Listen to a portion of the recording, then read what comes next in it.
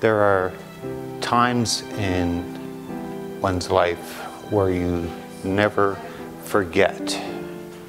In November of 2007, we received a phone call saying our sister Karen Beck had been murdered in a murder-suicide by her husband.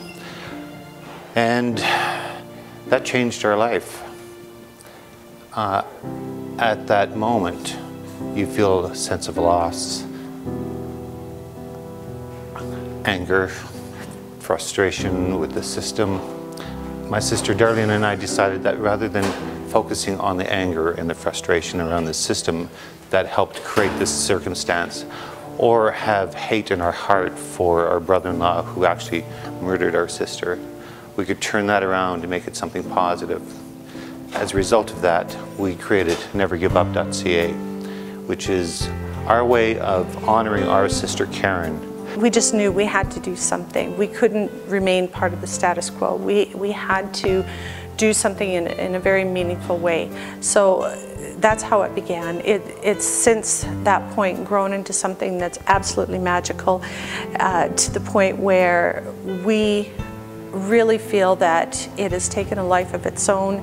It is growing leaps and bounds. We have so much support around us. We set the NeverGiveUp.ca up in a way that we said, what did Karen need to find in a very short period of time that a victim has when they have access to a computer? It's got great resources, great links, information to commonly asked questions, how to create a safety plan, how to find a shelter anywhere in Canada, anywhere in the world, 80 different languages. It's just absolutely amazing. NeverGiveUp.ca is to raise awareness and to educate people, to have people talk openly and honestly around domestic abuse. And that's how our Coffee with Karen series comes in, where we will stand up in front of businesses, in front of fundraisers for local shelters, in front of youth organizations, church groups, whoever needs to hear the message on how to alleviate the cycle of violence that seems to be perpetuating in our society.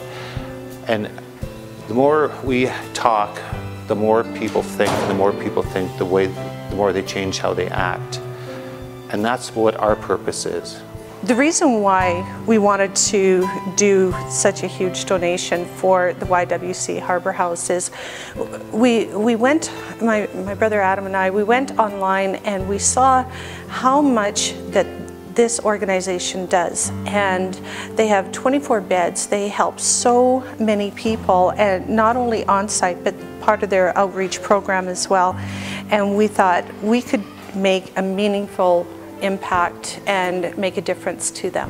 Why the YWCA in Lethbridge Harbour House?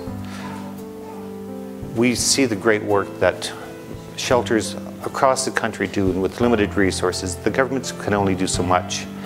And there's fundraising that needs to happen, and there's still resources are stretched. But the work that the people in Harbour House do, just by the sheer volumes of calls that you take, 15,000 phone calls, information phone calls, that's 17% of the population of Lethbridge calling to say, hey, I need some information about an abusive situation. That's astounding in this day and age. I'm hopeful that that's because people are realizing that there is places to seek shelter and to seek safety.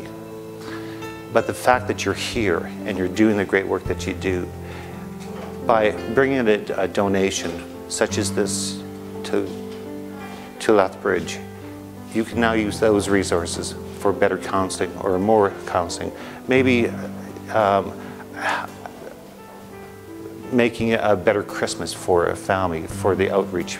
Maybe having somebody else being able to help answer phone calls, or just bringing on somebody else to say, hey, you know, you need a break, let us take care of your child for an afternoon so you can go get your hair done.